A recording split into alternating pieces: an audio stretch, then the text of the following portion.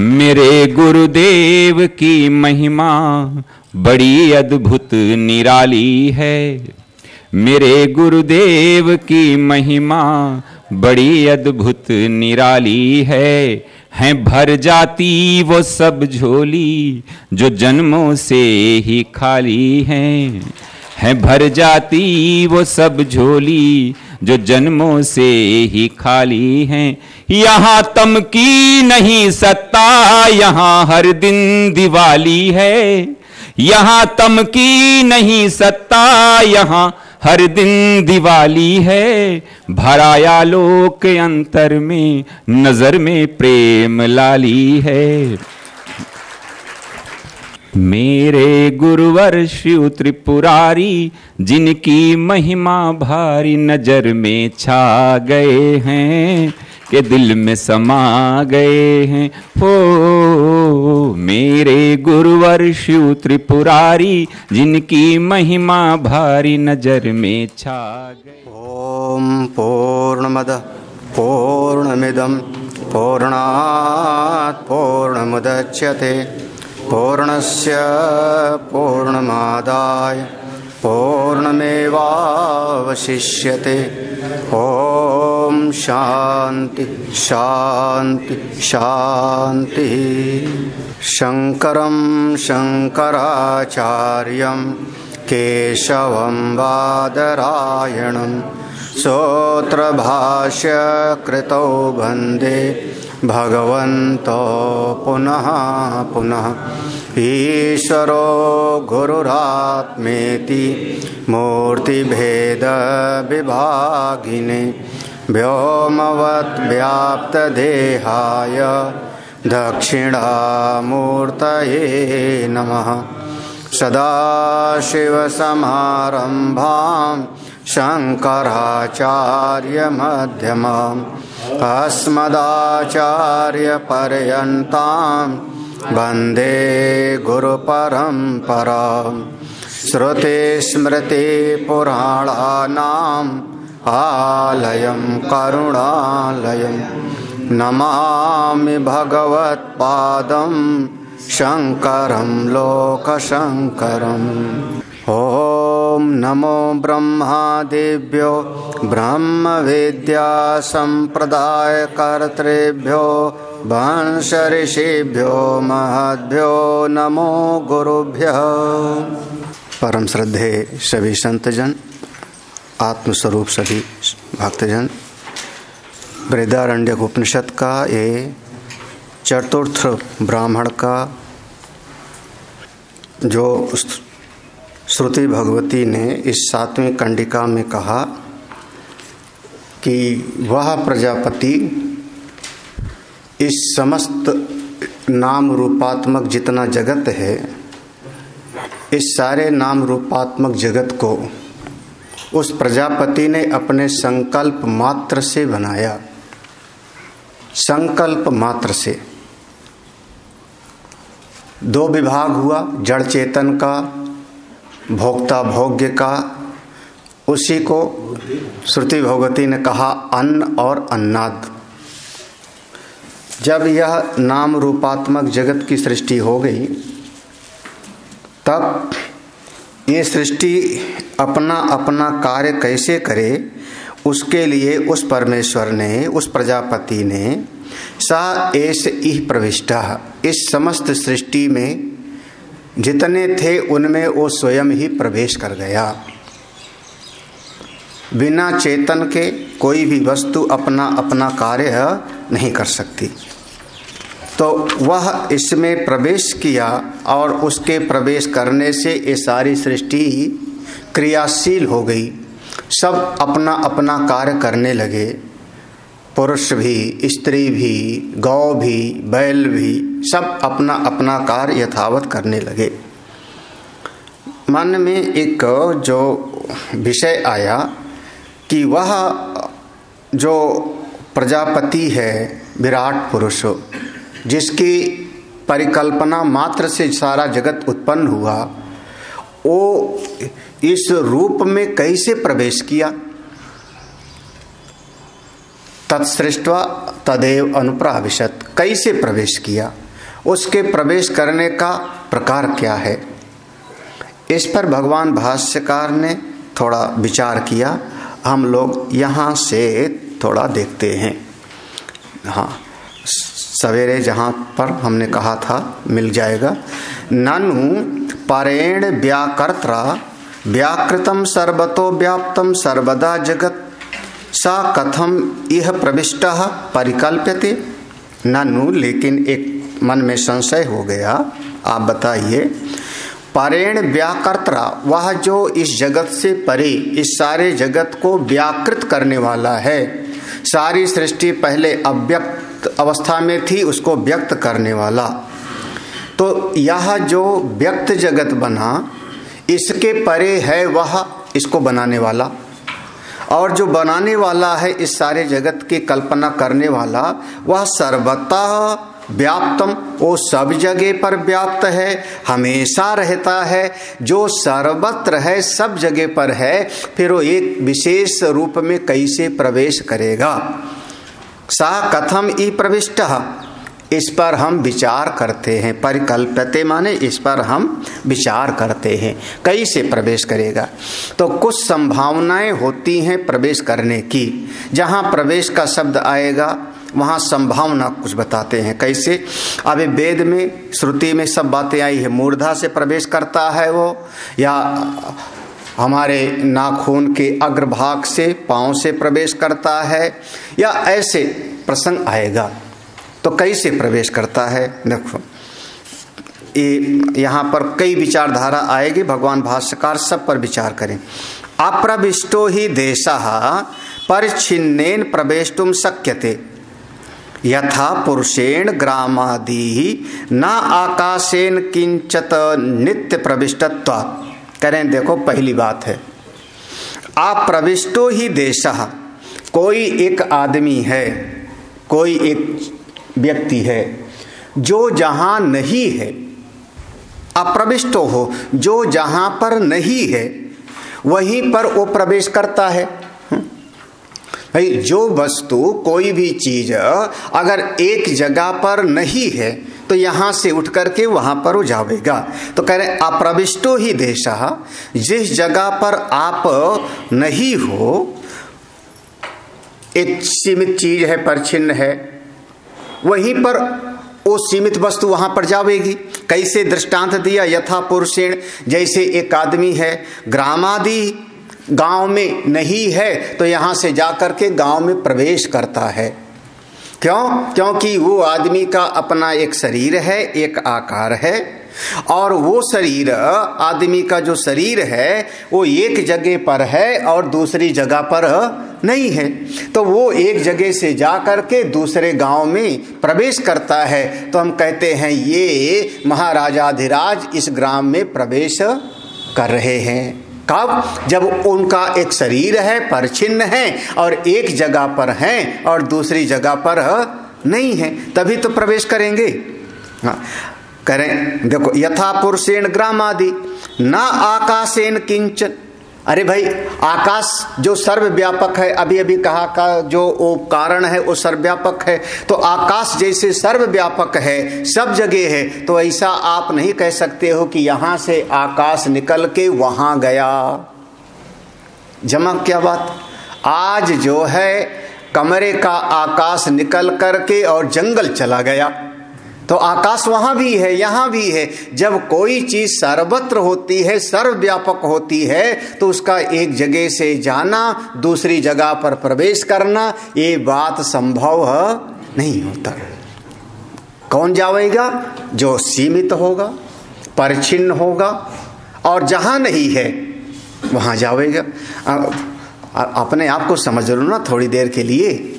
अब यहाँ गांव में आदमी गया, ऐसे समझ लो, कमरे से आप सत्संग हाल में प्रवेश किए ना, कमरे से सत्संग हाल में आपका प्रवेश हुआ। कब? जब आप सत्संग हाल में नहीं थे। नंबर एक, आपका शरीर है, आपका शरीर एक आकार वाला है, देश काल वस्तु से परिच्छिन्न है, तो आपका शरीर आकार वाला है। दूसरे, सत्संग हाल में आप नहीं थे, तो आप वहां से निकल करके सत्संग हाल में प्रवेश किए। यही ना। ऐसा वो प्रजापति, वो परम पुरुष ऐसा नहीं है कि एक आकार वाला है, एक देश में है, एक काल में है, ऐसा नहीं। उसके लिए तो बार बार कहा कि सर्वतो सर्वथा, वो हमेशा है और सब जगह। तो सब जगह है तो उसका प्रवेश बनता नहीं, ठीक है, उसका प्रवेश नहीं बनता। अब इसी बात पर देखो फिर, अब दूसरा वाला कहेगा नहीं बन सकता है जी, क्यों नहीं बनता? यथा ग्रामादि न आकाशेन किंचत नित्य प्रविष्टत्वात्, आकाश कहीं से कहीं पर प्रवेश नहीं करता क्योंकि आकाश सर्वत्र है, तो उसका प्रवेश इस आकार में बनता नहीं। दूसरे ने कहा क्यों नहीं बनता? बन सकता है। क्यों बन सकता है? कैसे बन सकता है? तो क्या कहता है? पाषाण सर्पादिवत धर्मांतरेण इति चेत। हाँ देखो, ये उसका अब तर्क है, इसका नाम है धर्मांतरण। धर्मांतरण माने हिंदू से ईसाई, ईसाई से हिंदू बनना नहीं।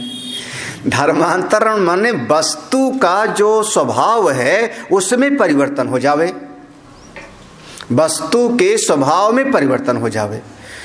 कोयले की खदान में हीरा प्रवेश किया क्या? मिला तो वहीं से ना, मिलता वहीं से है। पहाड़ में जहां पत्थर है वहां शिलाजीत प्रवेश किया क्या?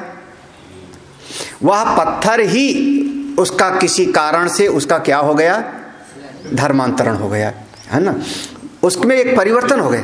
बर्फ से स्फटिक, हाँ, जो बर्फ है, कोई नदी है, नदी ठंडी में है और उस पर बर्फ जम गया, पूरा नदी का पानी बर्फ जैसा हो गया है और भूकंप जैसा आ गया, वह कोई घटना हुई और पूरी की पूरी नदी जमीन में जाकर के समा गई।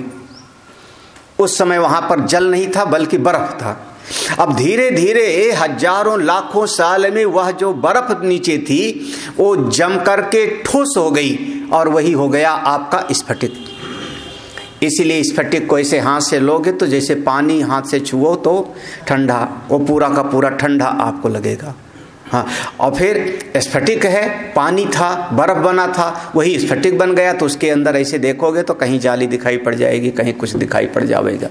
तो इसका नाम हुआ धर्मांतरण। तो क्या करें? पाषाण सर्पादिवत, जैसे पत्थर के अंदर, इसको कहते हैं, इसका नाम दिया एक देशी। एक देशी माने एक तरफ से विचार करने वाला, एक दृष्टि से विचार करने वाला, और इसको नाम देते हैं प्रवेशवादी। एक देशी, एक दृष्टि से विचार करने वाला, प्रवेश को अपना मानने वाला। वो कहता क्या है? नहीं, जैसे पाषाण के अंदर, पहाड़ के अंदर, कभी पर्वत के अंदर आप तोड़ो तो उसमें से कोई न कोई चीज उसमें मिल जाता है, कोई जीव मिल जाता है। कभी कुछ उसमें पहाड़ के अंदर सर्प दिखाई पड़ गया, कभी कोई और जीव दिखाई पड़ गया, उस प्रकार से हो जाता है धर्मांतरण। इसमें जो दृष्टांत है, बहुत सटीक दृष्टांत समर्थ गुरु रामदास का शिवाजी का माना जाता है ना। कोई किला बनवा रहे थे और कोई किला बनवा रहे थे तो उनको बड़ा अभिमान हुआ। उस समय अकाल पड़ा था तो उनको राशन मिल जाता था मजदूरों को, तो उनको लगा इतने लोगों का पालन पोषण करने वाला मैं हूँ। ऐसा शिवाजी के भीतर आया और संत लोग जान जाते हैं। समर्थ गुरु रामदास ने समझ लिया। उन्होंने कहा, शिवा एक पत्थर ये पड़ा हुआ, इसको तोड़ो। तो मजदूर बुलाए गए, उस बड़ा सा पत्थर पड़ा था उसको तोड़ा। जब तोड़ा तो उसमें एक जगह से, छोटी सी जगह ऐसे खोल सी थी, जैसे छेद बन जाता है बिल जैसा, और वहां पर चींटी थी और वहां चावल के दाने भी पड़े थे। तब समर्थ गुरु रामदास ने कहा, शायद तुम चींटी को भी खाना पहुंचाते होगे, उसको भी तुमने खाना पहुंचाया था क्या? शिवाजी का अभिमान वहां पर दूर होता। करने वाला तो कोई ही, और वो पत्थर के बीच में कहां से निकल आया वो। और कई बार तो आप पहाड़ में देखो, वो मिट्टी है ही नहीं, चारों तरफ से पत्थर ही पत्थर है और उसमें पेड़ उगाता है।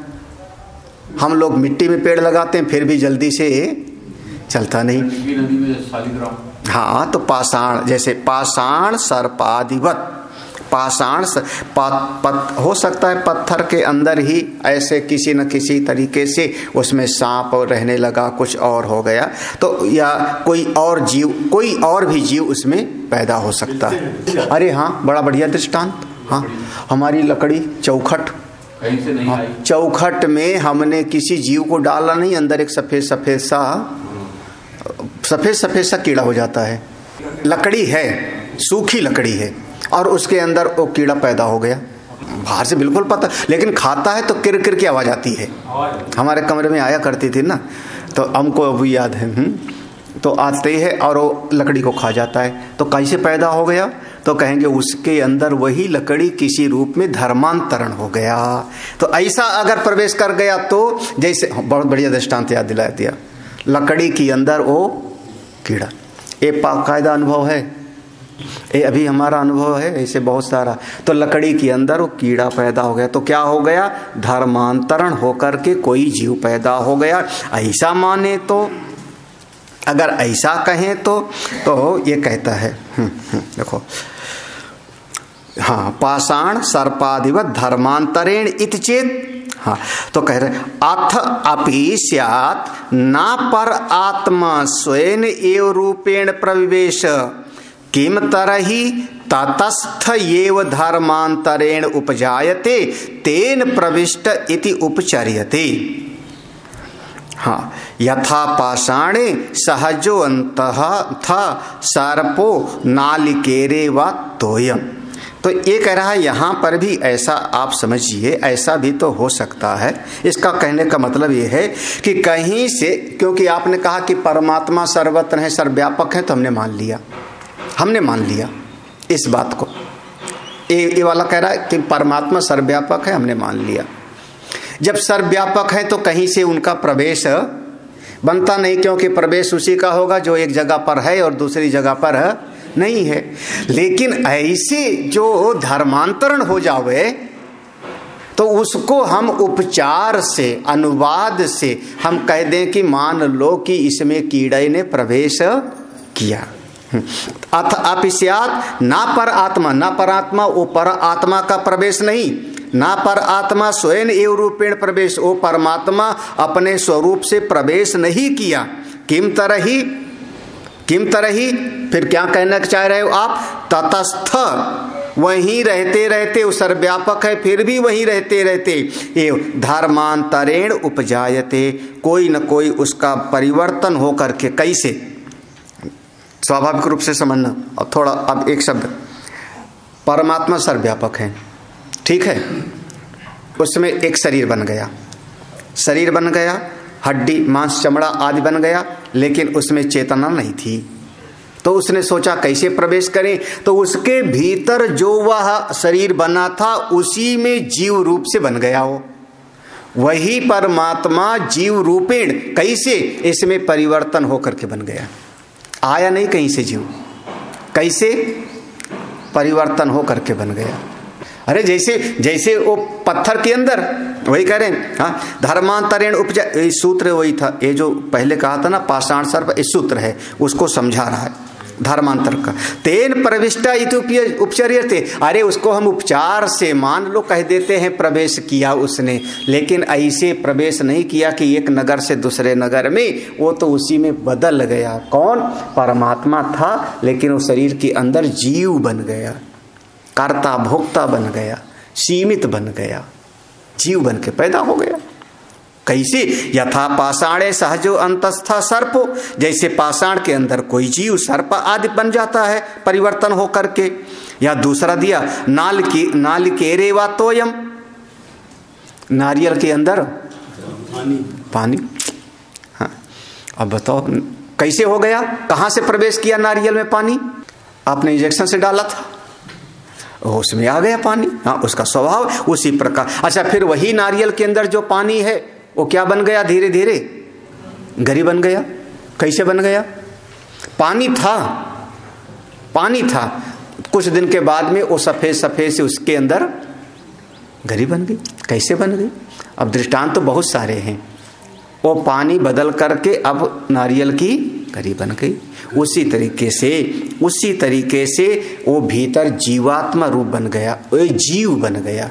जीव कहीं से, इसका कहने का मतलब है साफ साफ ये कहना चाह रहा है कि जीव कहीं से आया नहीं, बल्कि अंदर ही जीव रूप में वो परिणत हो गया। किसी परिस्थिति के कारण कोई ऐसी स्थिति बन गई। भगवान भास्कर कहते हैं, ना जी तुम्हारी बात तो बिल्कुल जमी नहीं।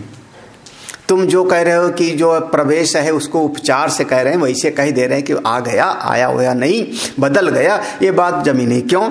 सीधे भगवान ने देखो शास्त्र का आधार लिया ना, तत्सृष्ट्वा तदेव अनुप्राविशत इति श्रुते। भैया वेद में लिखा है कि उसने बनाया और उसने प्रवेश किया। बस हमारे पास, तुम्हारे पास जो तर्क है, जो दृष्टांत है, तुम रखे रहो। पाषाण में सांप पैदा हो गया, लकड़ी में कीड़ा पैदा हो गया, नारियल में जल हो गया, वो सब तुम अपने पास रखे। हम तो वेद की बात मानते हैं। वेद में लिखा कि उसने सृष्टि बनाया, तत्सृष्ट्वा बनाया, और बना करके तदेव वही में प्रवेश कर गया। तदेव वही प्रवेश कर गया। तो ये बात तो श्रुति ने कही दी गई, तो प्रवेश बात है बिल्कुल।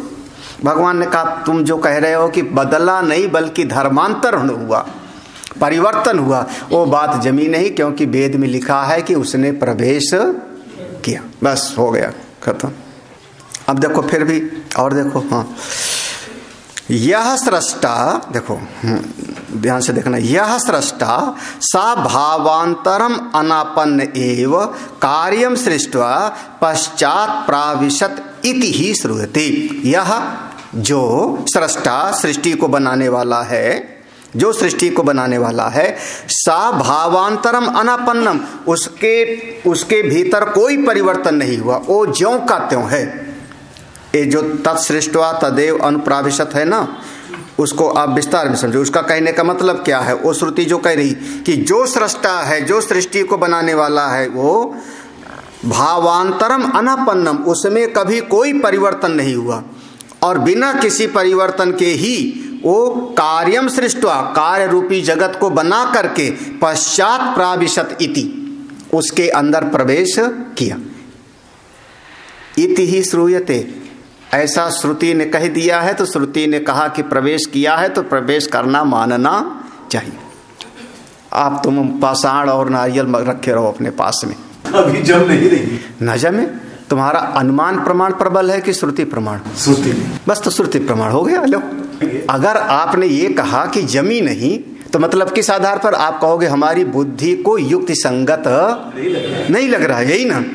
आपकी बुद्धि को युक्त संगत, यही हमको यही बताओ कि इतना एक बूंद से इतना बड़ा शरीर कैसे बन गया, कैसे बना, समझाओ। हमको तो यही युक्ति संगत नहीं लग रहा है। हमको तो यही युक्ति संगत नहीं लग रहा है कि मैं यहाँ बोल रहा हूँ और यहाँ से 50 मीटर 100 मीटर पर दूर बैठा हुआ कोई सुन रहा है, कैसे? हमको तो लाखों चीज युक्ति संगत नहीं लग रही है। मान लो 50 साल पहले किसी को बता दिया जाता, 50 साल पहले, कि आदमी रहेगा कलकत्ता में और बात करेगा हरिद्वार में बैठा बैठा, और तुरंत वो कहेगा हाँ देख भी लेगा, तो आदमी क्या गए, पगला गए वो। हाँ, एक पिक्चर थी, तो उसमें एक जो है हीरो है, तो वो रेगिस्तान में अफसर बन के गया, पुराने ज़माने में अफसर बन के गया। तो अफसर बन के गया तो वहाँ पर वो टेंट वेंट लगाया पुराने ज़माने में। तो उस ज़माने में ग्रामोफोन चलता था, नया नए बड़े लोगों के यहाँ पर, जैसे वो HMB का ऐसा भोंपू निकला रहता था, फिर तवा रखते थे, फिर उसको तवा को हवा, हाँ ऐसे हवा भरा जाता था, उसके अंदर वो होता था, ऐसे हवा भरते थे, उसमें हवा भरते थे, उसकी स्प्रिंग टाइट हो जाती थी, फिर तवा ऐसे संभाल के रखते थे। तो जहाँ उसका तंबू लगा कोई कभी सुना देखा नहीं था। हाँ, फिर उसने अपना ग्रामोफोन निकाला, ग्रामोफोन रखता है मेज पर, फिर एक तवा उठा के रखा, फिर उसको हवा भरा, फिर जैसे बजने लगा गांव के लोग पहले भागे और फिर आकर के बैठ गए। पूछा इसमें कौन गा रही है, कौन बैठ के गा रहा है? पुराने लोग रेडियो में, बचपन में हम लोग भी सोचते थे कौन कौन गा। युक्ति संगत कैसे है, कैसे बताओ? युक्ति संगत है नहीं, हमको तो नहीं। आपकी बुद्धि को जो स्वीकार नहीं होता वो भी संभव है। संसारो अयम अतीव विचित्र। अभी किसी से बात हो रही थी कुछ दिन पहले, तो उन्होंने कहा स्वामी जी हमारा जो है काम है वो जो मेमोरी कार्ड वगैरह चिप वगैरह हैं उसका लेआउट बनाना है अंदर का, उसका लेआउट कितना कैसे कैसे कैसे। तो हमने उनसे पूछा कि इतनी सी आपकी मेमोरी कार्ड में 20-20, 25-25 पिक्चर कैसे भर देते हो? वो भी जमाना हमने देखा, इतना बड़ा कैसेट होता था, है ना। हमारे टेप रिकॉर्डर का कैसेट होता था तो फंस जाता था तो पेंसिल डाल के घुमाते थे उसको, है ना। इतनी सी मेमोरी कार्ड, अगर उस समय कहा जाता कि इतनी सी मेमोरी कार्ड में आपका 25 पिक्चर भर देंगे हम, तो आप क्या कहते? पागल, जमा नहीं, युक्ति नहीं। मोबाइल आने से पहले ही कहते थे कि भाई बिना तार के होगा, बिना तार के कैसे होगा? अच्छे बात है, इंजीनियर जो है बिना तार के कैसे हो सकता है? तो आपकी बुद्धि को जो युक्ति संगत नहीं लगता उस पर मेरा, आपकी बुद्धि मतलब आप अपनी बुद्धि पर ज्यादा भरोसा कर रहे हो, हम श्रुति पर ज्यादा भरोसा कर रहे हैं। श्रुति भगवती ने जो कहा, क्या कहा? तत्सृष्ट्वा, वो जो सृष्टा है उसने कार्य के रूप में सृष्टि को बनाया और बिना किसी बदलाव के, बिना किसी भावांतर के, ज्यों का त्यों वो अपने स्वरूप में रहते हुए उसमें वो प्रवेश किया। ठीक है, अगला देखो, अलग से मत आएगा। अच्छा ठीक है, चलो एक बात और मान ले, ये सृष्टा है ना, उसने बनाया ना, बनाया और बना के फिर प्रवेश किया। तो एक क्रिया करके फिर दूसरी क्रिया किया, पहले बनाया और फिर प्रवेश किया, तो एक क्रिया के बाद में दूसरी क्रिया हुई, उस बात को उठा रहे हैं। यथा भुक्त्वा गच्छति इति भुजिगमि क्रिययो पूर्वापर कालयो इतरेतर विच्छेदो अविशिष्टस्य कर्ता तद्वत् इहापि स्यात् न तो तत्स्थस्यैव भावांतरेण उपजनन एतत् संभवति। अच्छा देखो, अब एक बात बताओ, हाँ देखो पंक्ति को देख लो बस। यथा, जैसे, जैसे ये जो ऊपर है ना भावांतर, भावांतर समझ लो।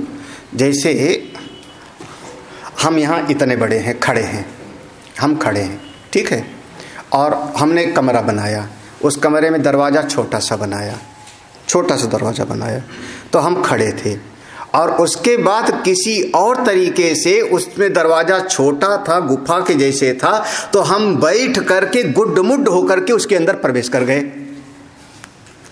तो क्या हो गया अपना? हाँ, थोड़ा बदल गया ना। हो सकता है जादू से या किसी और चीज से। अब भाई आप इतने बड़े हो तो आपका जो है वजन इतना है, किसी और तरीके से प्रवेश किया, भावांतर, इसका धर्मांतरण नहीं, वो तो गया। दूसरा क्या हुआ?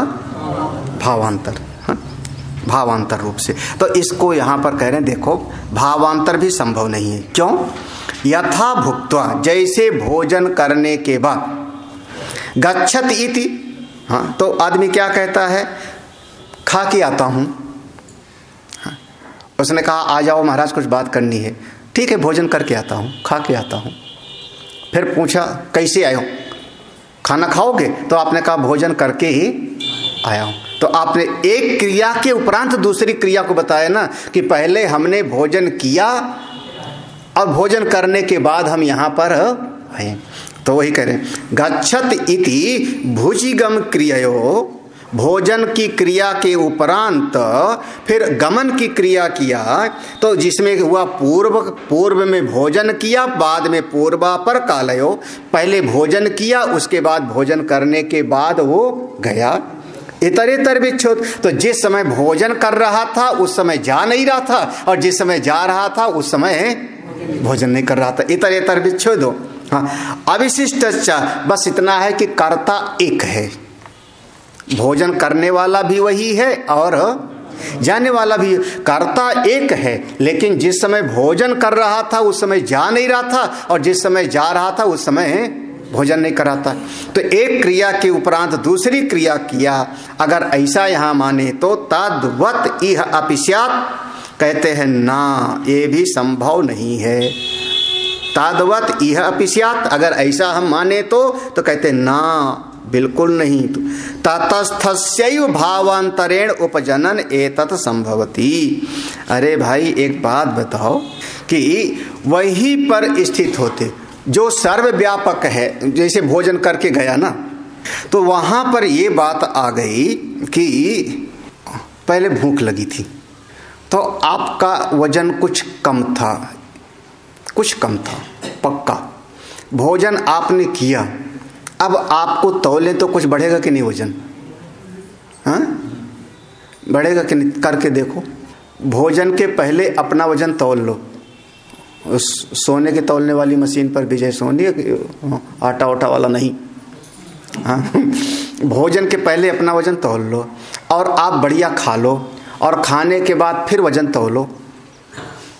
तो आपने 4 रोटी खाई, चावल खाया, 4 कटोरी दाल सब्जी खा लिया, मिठाई भी 2-4 खा लिया, पानी भी आधा गिलास पी ली, तो सब मिला के 1 किलो हो गया होगा कि नहीं? पानी भी मिला लेते, आधा 1 गिलास पानी पिया तो वो भी तो 200 ग्राम हो गया। 4 रोटी भी 200 ग्राम हो गई कि नहीं हुआ होगा? 1 किलो हो गया। तो अब आपका वजन बढ़ा हुआ आएगा कि नहीं? तो आप में परिवर्तन हो गया जी, भावांतर हो गया। पहले भूखे थे, अब तृप्त हो गए। नंबर 1, पहले आपका वजन इतना था, अब आपका वजन इतना हो गया। फिर पहले आप एक जगह पर बैठ के भोजन कर रहे थे, बाद में अब आप तृप्त होकर के उस जगह को छोड़ करके दूसरी जगह पर आप जा रहे हो। ये सब चीजें संभव नहीं। भाव से भावांतर हुआ, ऐसा कि जैसे कि भोजन करके जाता है तो उसने सृष्टि बना करके फिर उसमें प्रवेश किया। तो यहाँ आपने भावांतर की बात बता रहे हो कि वो जैसे पहले था वैसे नहीं था, फिर बना के उसमें प्रवेश किया। ऐसा संभव नहीं है। ऐसी स्थिति में भी संभव नहीं है, क्योंकि उस समय पर श्रुति क्या करी? तत्सृष्ट्वा तदेव, वो ज्यों का त्यों, उसमें कोई परिवर्तन नहीं हुआ।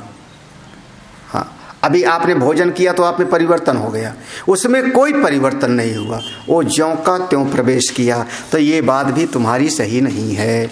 और साथ ही साथ देखो, वो कह रहे नाचा स्थानांतरेण व्यूज्य स्थानांतर संयोग लक्षण प्रवेशो निरअवयव से अपरछिन्न से दृष्टा। वही बात जो हमने भी कही कि एक जगह को छोड़ करके दूसरी जगह पर गया ना भोजन करके। यही आपने कहा कि भोजन करके आया हूं, तो एक जगह थे, दूसरी जगह आप नहीं थे, तो भोजन करके आए हो, थोड़ा भाव बदल गया। तो ऐसा भी तो वो नहीं है कि नाच स्थानांतरण, एक जगह से दूसरी जगह, एक जगह को छोड़ करके दूसरी जगह पर आया।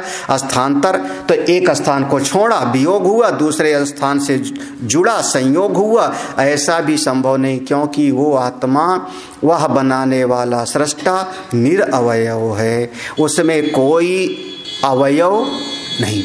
अपरछिन्नस्य, और साथ ही साथ उसमें कोई सीमा नहीं, देश काल वस्तु की सीमा नहीं। इसलिए ये भी तुम्हारी बात ठीक नहीं है। फिर एक प्रश्न करेगा, सा अवयव ये वो प्रवेश श्रवणात् इति चेत। अरे भाई, वो जो बनाने वाला है उसके पास हाथ पांव रहा होगा, तभी तो बनाया उसने। क्या बनाया? गधा बनाया, घोड़ा बनाया, बकरी बनाया ना उसने। हाथ पांव वाला तो रहा होगा, तभी तो बनाया। सा अवयव ये बिल्कुल अंग वाला था। हाँ, अंग ना होता तो बनाता कैसे? ये प्रश्न कर रहा है। सा अवयव ये, वो अंग वाला ही रहा होगा बिल्कुल। प्रवेश श्रवणात् इति। हाँ, और फिर अवयव वाला था तो देश में सीमित था, देश में था, एक अवयव था। मतलब उसका कहना कि नहीं, बनाने वाले को अवयव होना चाहिए। अवयव माने अंग, है ना, अंग होना चाहिए, नहीं तो कैसे बनाएगा? अब आप लोग तो तुरंत रट्टा रटाया सुना दोगे। बिनु पग चलई सुनई बिनु कहना, कर बिनु कर्म करई विधि आनन रहित सकल रस भोगी बिनु बानी बक्ता बड़ अपाणी पादो मनसो जबी, ऐसे आप कह दोगे। लेकिन यहाँ पर वो कह रहा है नहीं, अवयव वाला मान लो। तो जब अवयव वाला होगा तो एक जगह पर था, देश में सीमित था, दूसरी जगह पर अवयव वाला नहीं था, तो वहां से वहां हो गया, ये मान लिया जाए। तो कहते हैं नहीं जी, फिर से वेद को मानते हो कि नहीं? वेद मानते हो, श्रुति प्रमाण कि अपनी बुद्धि को, हाँ, बुद्धि को कि श्रुति को? तो भगवान भास्कर के फिर तुरंत दिव्यो ह्यमूर्तः ना दिव्यो ही अमूर्तः पुरुषः, वह जो परम पुरुष है, सब में पूर्ण है, व्याप्त है, वह दिव्य है और निराकार है, अवयव वाला नहीं। अमूर्तः, अमूर्तः माने वो अवयव वाला नहीं, निराकार। देखो निष्कलम निष्क्रियम इत्यादि श्रुतिभ्यः, वह निष्कल है और निष्क्रिय है। हाँ, निष्कल है और निष्क्रिय है। निष्कल माने जिसमें कोई कलाई नहीं है, जिसमें कोई आकार प्रकार नहीं है, इस प्रकार से वो ऐसा है, तो इस प्रकार से वो है, तो उसका ऐसा आना जाना नहीं बन सकता। देखो सार्व व्यपदेश्य धर्म विशेष प्रतिषेध श्रुतिभ्यश्च, इसके साथ ही इतना ही नहीं, हमने तो 2 श्रुति बताया ना, दिव्यो ह्यमूर्ता पुरुषा एक श्रुति हो, दूसरा निष्कलम निष्क्रियम इत्यादि ये बता दिया। अरे श्रुतियों में सार्व व्यपदेश्य धर्म विशेष, उस परमात्मा में जितने प्रकार के गुण धर्म हो सकते हैं उन सब का निषेध किया है श्रुति ने। कैसे? हाँ, कैसे किया है? हाँ, अदृष्टम अव्यवहार्यम अग्राह्यम अलक्षणम अचिंत्यम अव्यपदेश्यम, अव्यपदेश्यम सबका निषेध किया है। कैसे? नेति नेति, नहीं। तो श्रुति ने तो ऐसा किया है, तो अवयव कहाँ है जी? धर्म विशेष प्रतिषेध श्रुतिभ्यश्च, बिल्कुल। अब यहाँ देखो श्रुति प्रमाण दिया, कोई युक्ति नहीं दे रहे भगवान दास, श्रुति पर विश्वास है दोनों जगह पर। अब पूछने वाले ने फिर से कहा, देखो भाई एक बात और बताओ, 2 हो गया कि 3 हुआ? हाँ, एक गांव में था, दूसरे गांव में नहीं था, तो वहां से वहां उसने प्रवेश किया। उन्होंने कहा ऐसा संभव नहीं है क्योंकि परमात्मा सर्व व्यापक है। ठीक है, पहली बात तो कट गई, है ना। दूसरे वाले फिर उसने कहा धर्मांतरण हो गया होगा, धर्मांतरण हो गया होगा। धर्मांतरण माने जैसे वही परमात्मा जीव बन करके शरीर में हो गया, जैसे पाषाण आदि में सर्प आदि कोई जीव बन गया, ऐसा धर्मांतरण। तो उसका भी खंडन कर दिया कि ऐसा भी संभव है नहीं, क्योंकि उसमें कभी कोई परिवर्तन नहीं, वो ज्यों का त्यों एक रस समरस रहता है, कोई उसमें परिवर्तन नहीं। फिर तीसरा था कि भावांतर हुआ, धर्मांतरण नहीं बल्कि भाव, एक क्रिया करके फिर दूसरी क्रिया करता है, हो गया। सृष्टि को बनाया और बना करके फिर वहां पर गया, और बनाने वाले को अवयव वाला होना चाहिए। तो कहते हैं नहीं जी, एक क्रिया को करके वो दूसरी क्रिया नहीं करता, कोई भाव से भावांतर नहीं है, क्योंकि वह निरअवयव निष्कल निरंजन समस्त व्यवहार उपाधि से रहित है। तो ये भी बात नहीं। आप फिर कहते हैं अच्छा प्रवेश कैसे माने? वेद में कहा कि उसने बनाया और प्रवेश किया, तो कैसे? तो कहते हैं प्रतिबिंब प्रवेशवद इति चेत। लो अब एक और लगाया, दर्पण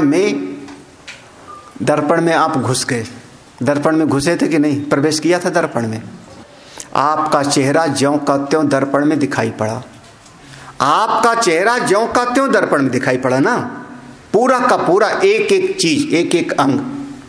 तो कहा कि ऐसे जैसे दर्पण। अब यहाँ तो हम लोग तो सिद्धांत में कभी कभी प्रतिबिंबवाद को आधार बना के उपदेश करते हैं, अपने वेदांत में प्रतिबिंबवाद अवच्छेदवाद ये सब विचार की प्रक्रिया है ना।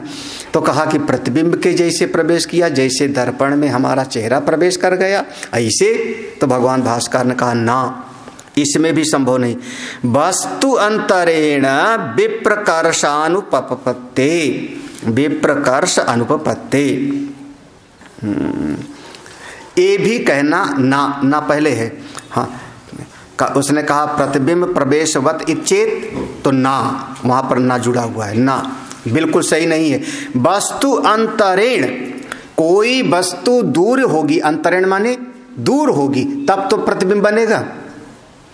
दर्पण है वहां पर रखा है, आप उसके सामने हो, थोड़ी सी तो दूरी होगी तब तो प्रतिबिंब बनेगा ना।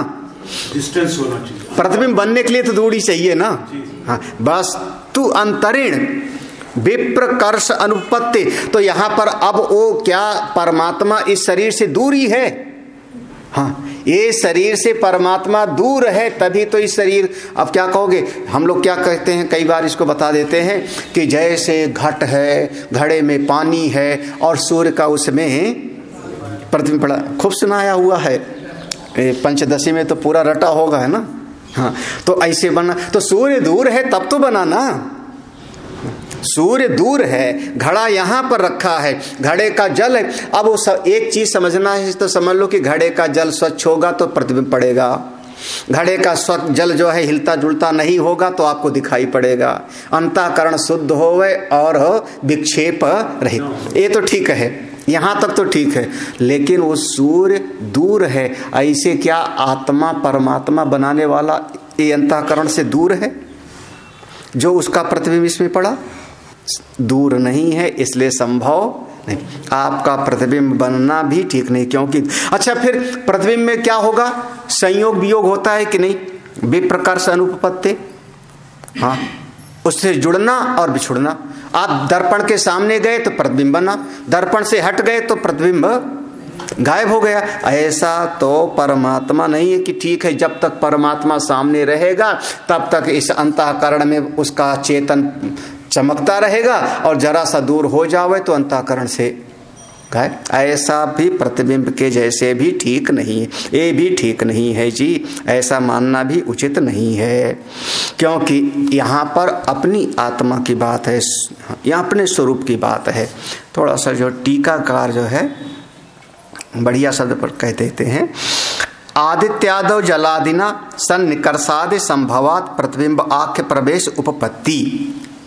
ये कह रहे हैं आदित्यादो, आप सब लोगों में नहीं होगा, वो उसमें नहीं है। आदित्य जैसे सूर्य है, सूर्य आदि का अब तालाब में प्रतिबिंब बनना ये तो हो जाता है, बिल्कुल बन जाएगा, क्योंकि सूर्य आदि तो दूर है। लेकिन आत्मनि तो परस्मिन असंगे अनौच्छिन्ने केनचिद अपि तद अभावात् न यथोक्त प्रवेश सिद्धि इत्या।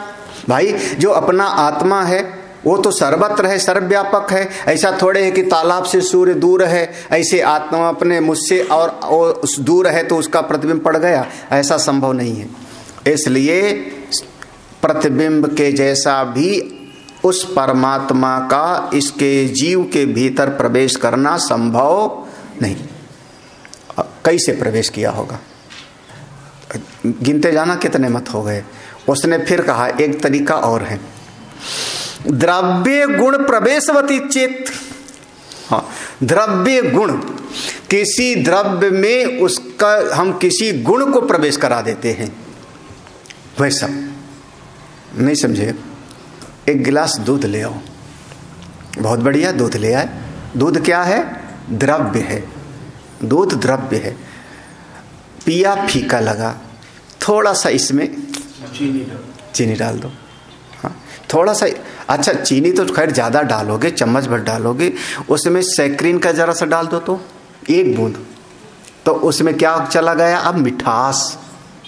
हाँ, हमारे पूज्य स्वामी तेजोमयानंद जी वो दृष्टांत देते थे इस बात को। उनका किसी के घर पे चाय पीने गए, वो बहुत हंसा करके चाय पीने गए, और नए ज़माने का घर तो बड़े लोग, तो चाय अलग ऐसे ऐसे ला करके रख दिया उन्होंने। हमने चाय पिया तो चाय फीकी।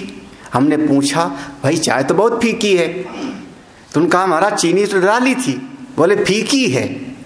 तो घर वाले ने कहा महाराज वो चीनी डाली तो थी, थोड़ा उसमें चम्मच से हिलाओ तब तो मीठी होगी ना। ऐसे श्रवण करना माने चीनी डालना, और मनन माने उसको हिलाना। बिना मनन किए आपको ये ज्ञानवान टिकेगा नहीं। तो है ना, मनन करो, विचार करो। तो एक द्रव्य में कोई दूसरा प्रवेश किया ना, क्या प्रवेश किया उसमें? चीनी आपने केसर डाल दिया, आपने कोई सुगंध डाल दिया, और किसी भी चीज में मिलावट माने क्या हुआ? एक तेल में कोई सड़ा हुआ तेल वाला मिला दिया, तो द्रव्य में दूसरी चीज मिला दिया।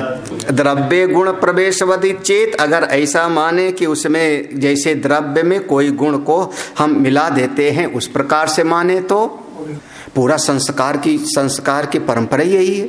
आप लोगों में गुण का आधान किया जाता है, गुणाधान है ना, दोष परिहार गुणाधान, यही तो ना।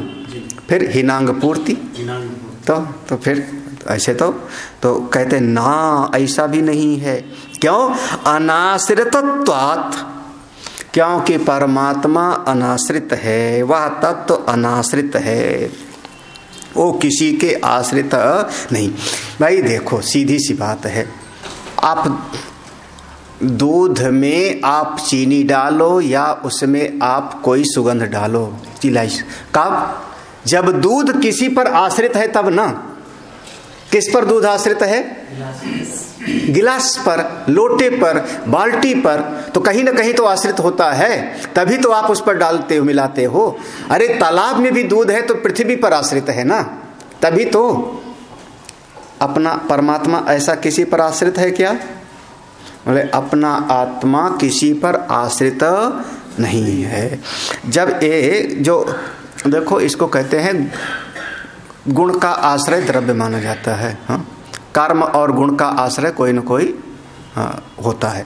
तो कहते हैं हाँ, नित्य परतंत्रस्य एव आश्रितस्य गुणस्य द्रव्ये प्रवेश उपचर्यते।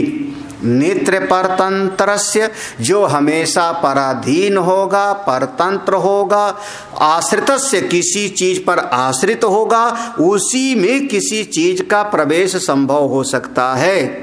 अरे इतना सा बूंद है तो आपने वो किसी में डाला, किस में रखा था आपने? डब्बे में।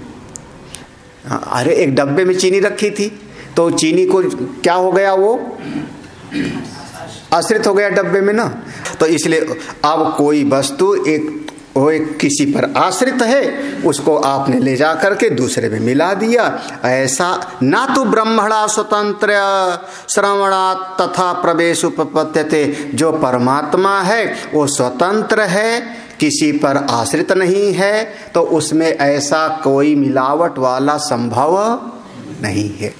अरे ये मतलब उसमें कोई एक चीज है उसमें मिला दी जाएगी ना, क्यों? क्योंकि उसमें नहीं है, कहीं बाहर रखी है तो उसको ला के उसमें मिला दिया। ऐसा थोड़े है आत्मा की वहां प्रवेश किया, ऐसा संभव नहीं। तो द्रव्य गुण प्रवेशवत इति, ऐसा द्रव्य में गुण का प्रवेश होता है, ऐसा माने तो कहा नहीं।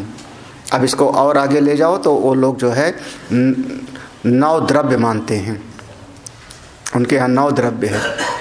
आकाश, वायु, तेज, जल, पृथ्वी, देश, काल, मन और आत्मा। गिनाया पढ़ाया था कभी। ये 9 द्रव्य हैं, और ये 9 द्रव्य जितने हैं, फिर इनके ऊपर गुण कोई न कोई आश्रित होता है, इन पर गुण आश्रित होता है। देश, काल, मन, आत्मा, वो आत्मा को एक जो है द्रव्य मानते हैं। तो ऐसा संभव नहीं है, क्योंकि ब्रह्म स्वतंत्र है, अरे परम स्वतंत्र है, ऐसा संभव नहीं, ये प्रवेश जमा नहीं।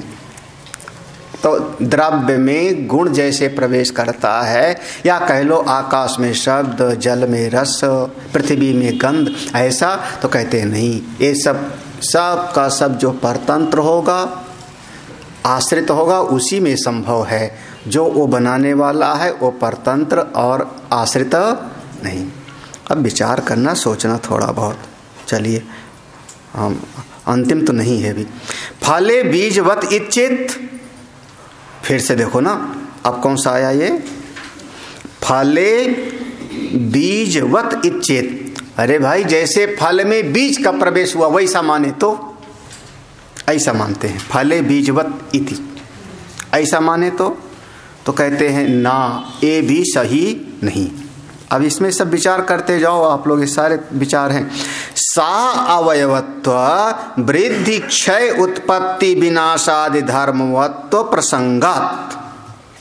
हाँ बताइए, बीज फल के अंदर है ये तो हमने मान लिया, लेकिन बीज अंदर है तो उस बीज में भी कोई न कोई अवयव हो सकता है, फल में भी अवयव होगा। अवयव माने उसमें रेशा है, फल में रेशे हैं, बीज में भी, बीज के अंदर भी बीज होता है, ऊपर की खोल तोड़ते हैं, बीज के अंदर भी कभी कभी बेर का बीज की देखो तो उभरा होगा, गुठली में उभरा होगा, तो उसमें अवयव है। और साथ ही साथ जब फल बड़ा होगा तो बीज भी बड़ा होगा, है ना, यही ना, तो वृद्ध हो गया। अच्छा, फल सूख जाएगा तो बीज भी सूख, तो वृद्धि क्षय उत्पत्ति, और फल सड़ गया तो बीज भी सड़ जाए। तो ऐसा आपको मानना पड़ेगा, आत्मा ऐसा नहीं है जी। हाँ, वाह, आत्मा जो है अवयव वाला है, वो प्रवेश करने वाला सृष्टा, वो बढ़ता है, वो नष्ट हो जाता है, ऐसा मानोगे क्या? बोले ऐसा नहीं है। ना च एवं धर्मवत्वम ब्रह्मणा, वह पर ब्रह्म जो प्रवेश करने की बात आई वो ऐसा नहीं है। कैसा है? अजो अजरहा इत्यादि श्रुति न्याय विरोधात, ये श्रुति ने भी कहा और युक्ति से भी ये बात सिद्ध होती है कि घटने बढ़ने वाला आत्मा नहीं है जी। क्या हुआ, थक तो नहीं गए आप लोग? हाँ, ये सब युक्तियां हैं। अब हमारा कहना है कि आप जितना कहते हो कि उसने इसमें प्रवेश किया, वो आपका जमती नहीं बात, कुछ नहीं जमता। कैसे प्रवेश किया? चलो, अब ये जो बात आ गई ये थोड़ा अलग तरीके की बात आ गई। ये कहते हैं, अब ऐसा मान लें अन्य ये संसारी परछिन ई प्रविष्टा इच्छेत। हाँ, अन्य ये माने जीव अलग। अब द्वैतवादी जैसे मध्वाचार्य जी का सिद्धांत है, वो क्या कह रहे हैं कि वो परमात्मा सृष्टि बनाया, वो परमेश्वर सृष्टि बना करके तो है, लेकिन इस शरीर में प्रवेश कौन करता है? जीव। अन्य ये संसारी, वो जो संसारी जीव है, कर्ता भोक्ता है। अब आप लोग समझ लोगे, कई बार यही सही लगेगा। हाँ, परमात्मा का प्रवेश नहीं है, लेकिन प्रवेश कौन होता है? जीव का। जीव प्रवेश करता है कब? गर्भ में जब तीसरे महीने में बालक होता है तो प्रवेश करता है, मूर्धा को विदीर्ण करके। ये हम लोग बचपन में सुने थे ऐसे। तो कहते हैं नहीं जी, ऐसा भी नहीं, इच्छेत ना। क्यों? देखो श्रुति ने क्या कहा, फिर से प्रमाण किसको ले आएंगे? श्रुति ने क्या कहा? सा इयम देवता ऐक्षत। ये छांदोग्य उपनिषद का होगा, उसमें कुछ लिखा होगा इसमें। अच्छा, हमारे हाँ, अच्छा इसमें नहीं लिया है, इसमें नहीं, छांदोग्य उपनिषद का। हाँ, सा इयम देवता, ये यही देवता ने विचार किया, कोई और नहीं। हाँ, तुमने क्या कहा था कि प्रवेश करने वाला कोई उस परमात्मा से अलग, संसारी जीव। तो जीव आवता जाता है, वो कहते नहीं, वो जो प्रवेश करने वाला है, वो वेद में क्या लिखा है? सा इयम देवता ऐक्षत। उसी देवता ने ऐसा विचार किया। क्या विचार किया? इति आरभ्य, यहाँ से प्रारंभ किया। नाम रूपे व्याकरवाणी, मैं अनेक अनेक नाम रूप में प्रकट हो जाऊं। इति तस्या ये प्रवेश व्याकरण कर्तृत्व श्रुते। और फिर वही उसी ने विचार किया कि नाम रूप बनाऊं, नाम रूप बना करके फिर वही ही सब में प्रवेश किया, ऐसा श्रुति ने कहा है। कौन? तत्सृष्ट्वा तदेव अनुप्राविशत। उसने बनाया और बना करके उसी ने प्रवेश किया। तुम जो कह रहे हो दूसरा कोई घुस गया, ऐसा नहीं है। हाँ, बनाए कोई और रहे कोई, ऐसा नहीं है ना, ऐसा नहीं है। अच्छा, वेद में क्या लिखा? देखो, सा एतमेव सीमानम विदार्य एतया द्वारा प्रापद्यत। हाँ, ये देखो, यही सा, वही ही, सामान्य वही, ये श्रुति है, वही ही इसका ये सीमानम, ये ऊपर का मूर्धा, इसको फाड़ करके उसने इसमें प्रवेश किया। अरे कितनी जगह पर देखो वेद में लिखा, एक ही जगह थोड़े। सर्वाणि रूपाणि विचित्र धीरो नामान कृत्वा अभिवदन अस्ति। ये सब नाम रूप तरह तरह की विचित्र चीजों को बना करके और सबके भीतर वही रहता है। अरे वही आत्मा कब? तुम कुमार हो, उतवा कुमारी तुम उसी परमात्मा के लिए क्या, तुम कुमार हो, उतवा कुमारी तुम कन्या हो, कुमारी हो। अरे जब वृद्ध हो गए तो तुम दंडेन वंचसी, अब तुम डंडा लेकर के चलते हो। यहाँ वंचस माने गच्छसी, चलते हो, तुम डंडा लेके चलते हो। पुरुष चक्रे द्विपदः, अरे तुम देखो 2 पांव पर चलते हो। रूपम रूपम प्रतिरूपो बभू, तरह तरह का रूप बना करके। इतिचा मंत्र वर्णात, इतना सारा प्रमाण दे दिया है, अब यहाँ युक्ति नहीं, ये सब वहां से सा यम देवता ऐक्षत, उस देवता ने ही विचार किया है ना, यहां से लेकर के और यहां तक रूपम रूपम तक श्रुति प्रमाण दिया, धड़ाधड़ श्रुति प्रमाण। अब इसका भी एक तर्क है किस तरीके से क्या क्या श्रुति का प्रमाण भगवान भाष्यकार लाए हैं, उस पर इतना समझ। तो इसलिए ये बात संभव नहीं है, श्रुति ने ऐसा कहा है तो ये संभव नहीं है। अब वो पूछने वाला कि ये भी प्रश्न है, प्रविष्टा नाम इतरेतर भेदात पर अनेकत्वम इच्छित। हाँ तो अच्छा एक बात बताओ फिर, तो जब तुमने इतनी सारी तरीके से बात कह दी तो परमात्मा का प्रवेश भी तो नहीं बनता। श्रुति ने भले कह दिया कि उस प्रवेश किया, हमको समझाओ कैसे प्रवेश किया, फिर परमात्मा का प्रवेश भी नहीं बनता सीधा सा, है ना तो एक गांव से दूसरे गांव के जैसे, ना पत्थर के अंदर जैसे, ना तो धर्मांतरण ना तो भावांतर, है ना, किसी तरीके से परमात्मा का प्रवेश नहीं बनता। वो निरवय है, वो आश्रित नहीं है किसी पर, वो द्रव्य नहीं है, वो गुण क्रिया नहीं है, तो उसका प्रवेश भी तो नहीं बनता। फिर कैसे लिखा है कि श्रुति में उसने प्रवेश किया। अच्छा एक चीज और मान लो, अगर आप कहोगे प्रवेश ही किया तो जितने शरीर हैं उतने परमात्मा फिर प्रवेश किए। तत्सृष्ट्वा तदेव अनुप्राविश्य, तो कह रहे प्रविष्टा नाम, जो प्रवेश करने वाला है, इतरे तर भेदात, अब यहां स्वगत भेद आ रहा है, स्वगत भेद। गधे के शरीर में परमात्मा ने प्रवेश किया, घोड़े के शरीर में किया, देवता के शरीर में किया, दैत्य के शरीर में किया, पुरुष के शरीर में किया, तो कितना, कौन सा भेद हो गया, इतरेतर भेदात पर अनेकत्वम, तब तो अनेक परमात्मा हो गए। हाँ अनेक परमात्मा हो, यही ना। जैसे अब यहां पर कौन सा दर्शन आ जाएगा, नहीं, जो कहते हैं पुरुष अनेक है, प्रकृति और पुरुष प्रकृति करता है और पुरुष भोगता है। हाँ पुरुष एक नहीं है बल्कि अनेक है, आ गया ना। तो कहते ना ये भी बात सही नहीं है, देखो ना ऐसा भी मत मानना। क्यों, एको देवा बहुधा सन्निविष्टा, देखो फिर श्रुति को ले आए। भगवान भास्कर लगातार श्रुति पर जोर दे रहे हैं, कोई तर्क नहीं दे रहे हैं अभी ज्यादा अपनी तरफ से। ये शायद श्वेता 70 की श्रुति होगी, क्या लिखा है उसमें, हाँ श्वेता 70। एको देवा, वह एक ही देवता है, बहुधा सन्निविष्टा, सबके भीतर अनेक रूप में प्रकट है। एक का सन बहुधा विचारा, वो एक होकर के भी अनेक तरीके से विचार करता है। त्वमेको असि बहून अनुप्रविष्टा, तुम एक ही होकर के अनेक में प्रकाशित हो रहे हो। एको देवा सर्वभूतेषु गूढ़ा, सर्वव्यापी सर्वभूतांतरात्मा, वो एक ही देवता है, फिर भी सभी प्राणियों में प्रवेश करके सबका अंतरात्मा बन करके विराजमान है। इत्यादि श्रुतिभ्यः, ये अनेकानेक प्रकार से श्रुतियां तो कही रही हैं। हाँ तो वहां पर सब जगह पर एक बात आ रही है, तो अनेक कैसे हो सकता है। हाँ अनेक कैसे हो सकता है। अब अंतिम बात पूछने वाले ने अंतिम बात पूछी।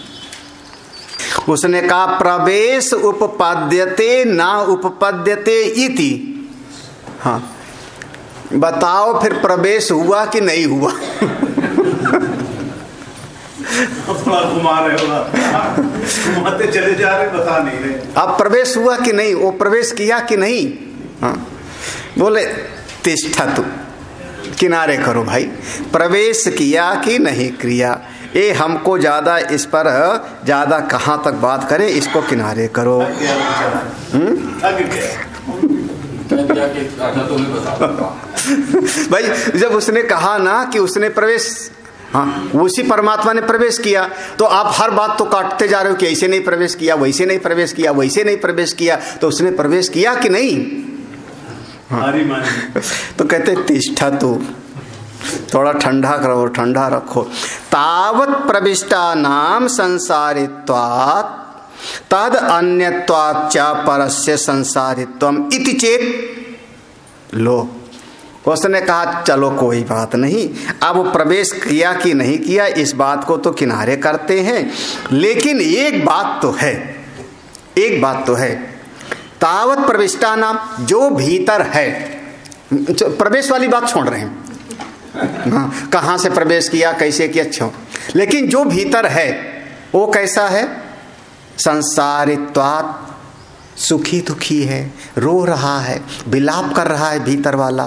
और अनन्यत्वाच्च परस्य, बार बार आप कह रहे हो परमात्मा भीतर वाले से अनन्य है, अलग नहीं है। परमात्मा सबके भीतर है, बार बार ये बात कहते हो। हाँ अभी अभी कहा था एको देवा सर्वभूतेषु गूढ़ा। हाँ और हम कैसे हैं? आज रो रहे हैं, विलाप कर रहे हैं, सुखी दुखी हो रहे हैं, संसारीपना मेरे भीतर है। तो जो भीतर है उसको भी संसार के लक्षण तो प्रभावित कर, तो वो भी संसारी हो गया। प्रश्न समझ में आया कि नहीं? प्रवेश वाली बात किनारे करो, प्रवेश किया कि नहीं किया, लेकिन एक बात तो आपने कहा कि वही परमात्मा सबके भीतर है, ऊपर ऊपर, हाँ एको देवा सर्वभूतेषु गूढ़ा, है ना, सर्वव्यापी सर्वभूतांतरात्, सभी प्राणियों के भीतर वो है। और हमारा अनुभव क्या हो रहा है कि मैं संसारी पने से आज ग्रस्त हूँ, भूख लग रही, प्यास लग रही, जन्म है, मृत्यु है, रोना है, गाना है, तमाम तरह का है। तो कौन रोग आ रहा है? बोले परमात्मा रोग आ रहा है। तो उसी को हो गया ना, कहते ना ये भी नहीं। असनायादि अत्यय श्रुते है, श्रुति ने परमात्मा को भूख प्यास से परे बताया है। देखो फिर लगातार भगवान भास्कर किसको ले आए? श्रुति प्रमाण। असनायादि, हाँ असनाया आदि से भूख प्यास जन्म मृत्यु सुख दुख शोक मोह से परे श्रुति ने बताया है जी। तो इसलिए वो जो भीतर रोने गाने वाला है वो परमात्मा नहीं ना, ये भी नहीं। अब यहाँ से उसने जो है प्रश्न बदल दिया, एक पैराग्राफ रह गया है और इस पैराग्राफ में जो है, इसी एक पैराग्राफ में जो है उस बात को कह दिया है जो सिद्धांत है। यहाँ तक जितने कुछ थे, इसके बाद जो है वो भूख प्यास वाली बात आती है, तो फिर हम लोग इसको कल सवेरे देख लेते हैं। पूरी क्लास में सार कुछ नहीं निकला। क्या क्या? पूरी क्लास पढ़ ली, सार कुछ नहीं निकला, वहीं खड़े। महात्मा को 12 साल लगते हैं, हाँ घर छोड़ करके, बाल बच्चा छोड़ करके, चिंतन करते हुए, तपस्या करते हुए, सार क्या है, असलियत क्या है। हमारा कहना है जितना तुम समझते हो गलत है। उसने इसमें प्रवेश किया, बिल्कुल वेद में लिखा है, उसने बनाया और इसमें प्रवेश किया। ये बात बस वेद में लिखा है तो सही है, लेकिन जिस तरीके से आप समझते हो वो गलत, जिस तरीके से आप प्रवेश को समझते हो वो सब गलत है। आप जैसा समझते हो कि ऐसे प्रवेश किया होगा, कैसे प्रवेश किया? मुर्दा फाड़ करके, कैसे? प्रतिबिंब के जैसे, कैसे? वो सब गलत है। आप अपने ब्लैक बोर्ड रूपी बुद्धि पर डस्टर फेर दो, फिर नया वाला लिखते हैं। इसको अगर देखोगे ना तो ये जो एक पैराग्राफ है, ना तो सर्वगतस्य निरअवयवस्य दिक् देश कालांतर अपक्रमण प्राप्ति लक्षण प्रवेश कदाचित उपपद्यते। किस पेज पर मिलेगा? ना तो सर्वगतस्य निरअवयवस्य, 4-6 पन्ने के बाद, 3-4 पन्ने के बाद, हाँ 205। ना तो सर्वगतस्य निरअवयवस्य दिग्देश कालांतर अपक्रमण प्राप्ति लक्षण प्रवेशा कदाचित उपयुक्ति नाचा परात आत्मनः अन्यः अस्ति न अन्यत अस्तो अस्ति दृष्टि न अन्यत अस्तो अस्ति श्रोत्री इत्यादि श्रुते इति अवोचा। ये सिद्धांत है पूरा, ये पैराग्राफ सिद्धांत है, ये उत्तर है पूरा का पूरा, ये पैराग्राफ उत्तर है। और इस पैराग्राफ का होगा तस्मात् कार्यस्थस्य उपलभ्यत्वमेव प्रवेश इति उपचर्यते। ये पूरा निष्कर्ष है। तस्मात् कार्यस्थस्य उपलभ्यत्वमेव प्रवेश इति उपचर्यते, ये सिद्धांत वाक्य है। बाकी इसको थोड़ा कल देख लेंगे, ऐसा भी होगा। ओम पूर्णमदः पूर्णमिदं पूर्णात् पूर्णमुदच्यते पूर्णस्य पूर्णमादाय पूर्णमेवावशिष्यते। ओम शांति शांति शांति। हरि ओम। श्री गुरुभ्यो नमः। हरि ओम।